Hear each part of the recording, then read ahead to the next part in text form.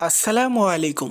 বিএনপির ভারপ্রাপ্ত চেয়ারম্যান তারেক রহমান বলেছেন, তিস্তা নদীর পানির ন্যায্য হিস্য আদায়ে বাংলাদেশকে নিজস্ব সমাধানের পথ খুঁজতে হবে। মঙ্গলবার ৮ই ফেব্রুয়ারি লন্ডন থেকে ভার্চুয়ালি যুক্ত হয়ে তিনি তিস্তা বাঁচাও আন্দোলনের সমাপনী সমাবেশে তিনি একথা বলেন। তারেক রহমান জানান, ভারত তিস্তার পানি আটকে বাংলাদেশের স্বার্থ ক্ষুণ্ণ করছে, অথচ সরকার কার্যকর কোনো পদক্ষেপ নিচ্ছে না। এই তিস্তার পানিতে যেমন এক সময় আমার দেশের মানুষ ডুবে মরছে, অন্যদিকে আর এক সময় আমার দেশের মানুষ পানি শূন্যতায় ভুগছে। এটা আওয়ামী লীগ সরকারের আমল থেকেই হয়ে আসছে, তারা কোনো পদক্ষেপ এখনো নেই নাই, কিন্তু আমরা যদি ক্ষমতায় যাই এর পূর্ণ ব্যবস্থা নিব। তিনি আরো বলেন, ভারতের সঙ্গে কূটনৈতিক সমঝোতা জরুরি হলেও একতরফা নীতি মেনে চলা ঠিক নয়। দেশের স্বার্থ রক্ষায় আওয়ামী লীগের করা চুক্তিগুলো পূর্ণ বিবেচনার প্রয়োজন রয়েছে।